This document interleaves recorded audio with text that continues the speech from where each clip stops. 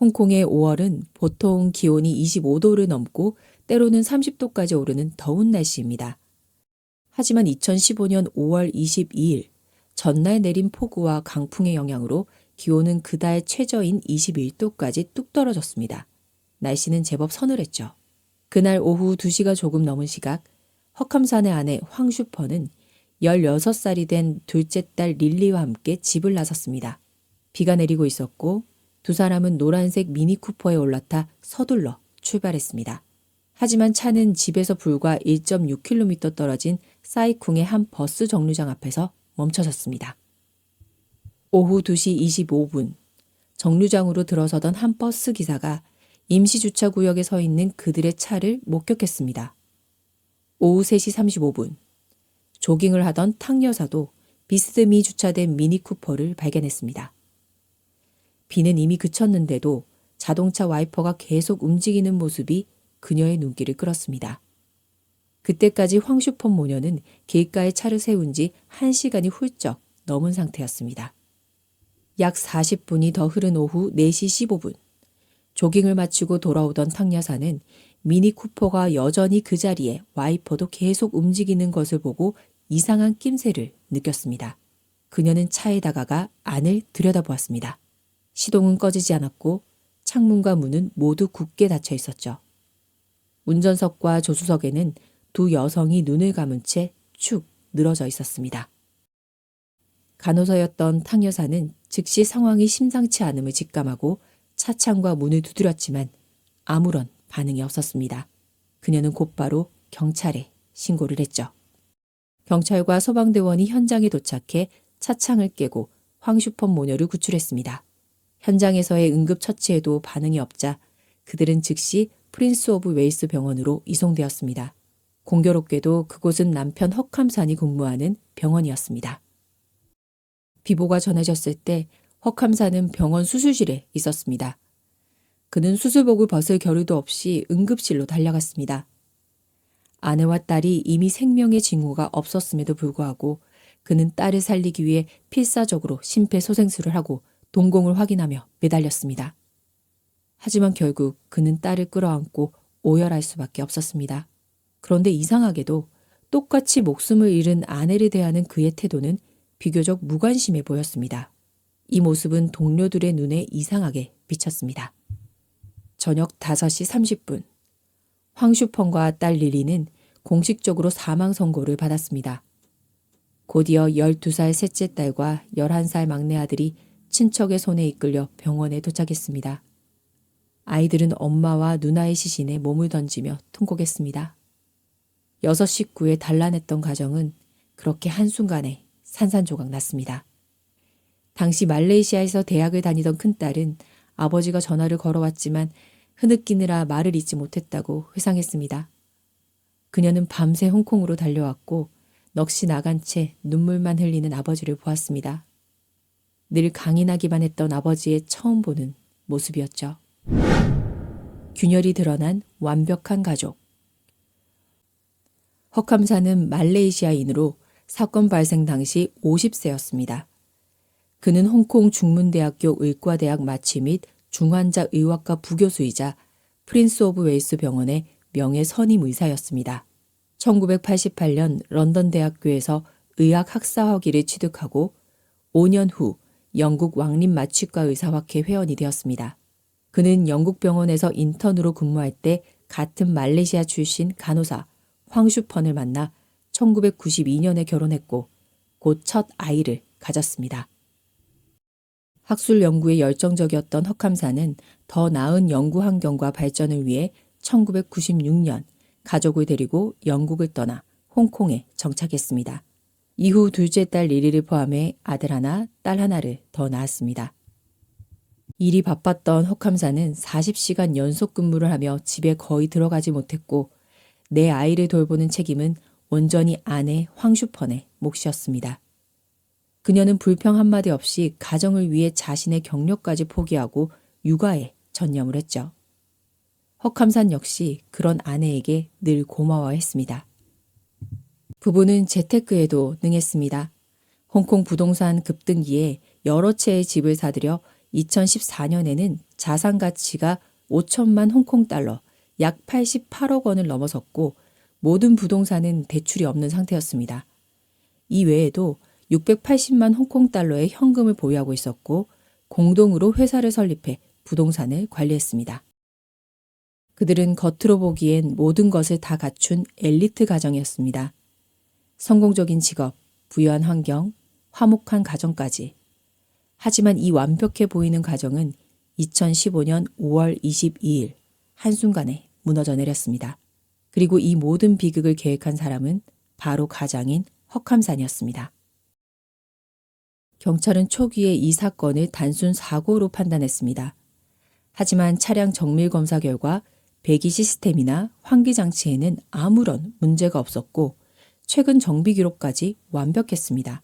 결국 인터폴의 협조를 통해 BMW 독일 본사로부터 차량 자체 결함으로 이런 고농도의 일산화탄소가 발생할 수는 없다는 최종 답변을 받았습니다. 이는 명백한 살인사건이었습니다. 수사가 진행되면서 모범적으로 보였던 이 가정의 어두운 이면이 드러나기 시작했습니다. 헉함사는 자녀에 대한 기대치가 매우 높은 아버지였고 아내와 자녀 교육 문제로 자주 충돌했습니다.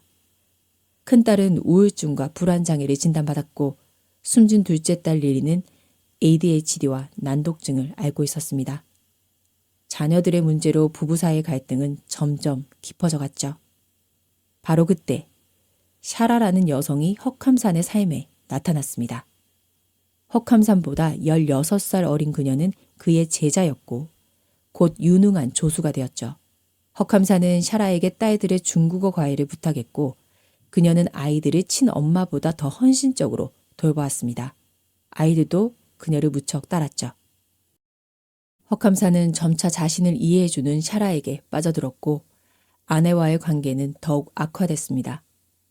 두 사람은 이미 오래전부터 각방을 썼다고 합니다. 그는 아내 몰래 샤라와 동거하며 이중 생활을 시작했죠. 2013년 아내 황슈퍼는 친구의 귀뜸으로 남편의 외도를 알게 되었습니다. 헉함사는 관계를 정리하겠다고 약속했지만 분류는 계속되었죠. 황슈퍼는 극심한 우울증에 시달렸지만 약물 치료와 친구들의 도움으로 점차 상처를 극복해 나갔습니다. 그녀는 더 이상 남편에게 얽매이지 않고 요가, 피트니스, 꽃꽂이를 배우며 자신만의 삶을 찾기 시작했죠.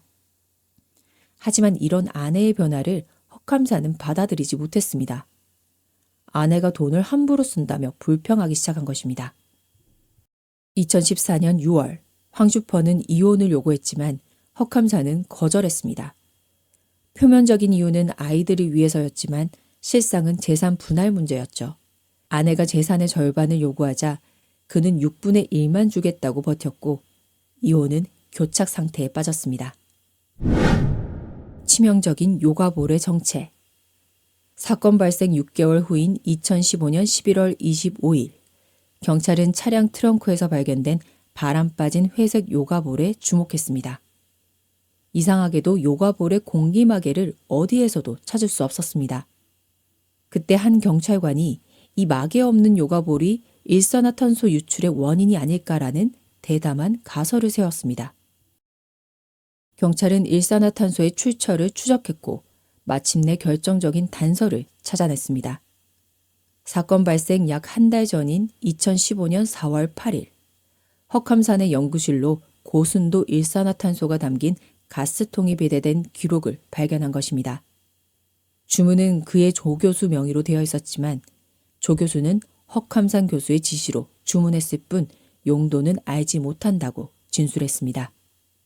더욱 충격적인 것은 조 교수의 다음 증언이었습니다.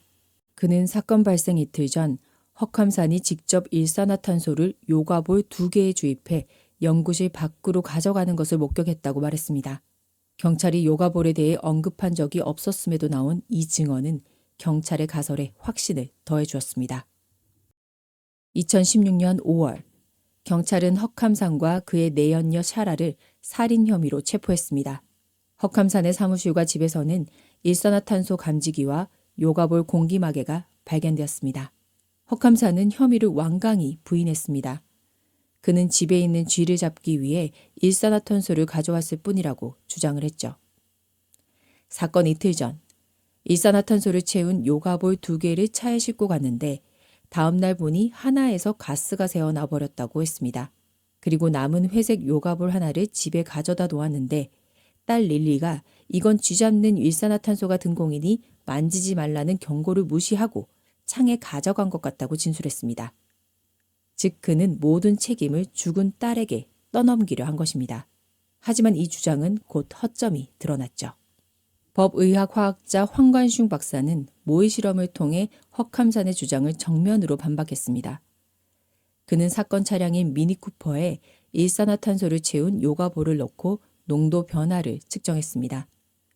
그 결과 공기마개를 뺀 요가볼을 차 안에 두자 불과 5분 만에 일산화탄소 농도가 3,409ppm까지 치솟았고 2시간 이상 7,000ppm이 넘는 치명적인 수준을 유지했습니다. 심지어 5시간이 지나도 3,000ppm을 기록했습니다. 이 실험은 헉함산이 점심때 집을 나가기 전 마개를 뺀 요가볼을 아내의 차 트렁크에 넣어두기만 하면 몇 시간 뒤 아내가 차에 탔을 때 충분히 사망에 이를 수 있다는 것을 과학적으로 증명했습니다. 그의 완벽한 알리바이를 무너뜨리는 결정적인 증거였죠. 또한 경찰은 부부의 재산이 공동 소유로 등록되어 있어 한 명이 사망하면 다른 한 명이 모든 재산을 자동으로 상속받게 된다는 사실을 밝혀냈습니다. 황슈펀이 가입한 거액의 생명보험금 수령인 역시 헉함산이었습니다. 이로써 그의 명백한 범행 동기까지 드러났죠. 법정에서의 마지막 승부와 최후의 심판. 2018년 8월 홍콩 고등법원에서 첫 재판이 열렸습니다. 큰딸은 아버지에게 다소 유리한 증언을 했지만 다른 증인들의 증언은 모두 그에게 불리했습니다. 그는 딸이 벌레를 무서워해서 살충제 용도로 일산화탄소를 썼을 수도 있다는 등 말을 바꾸며 혐의를 부인했습니다.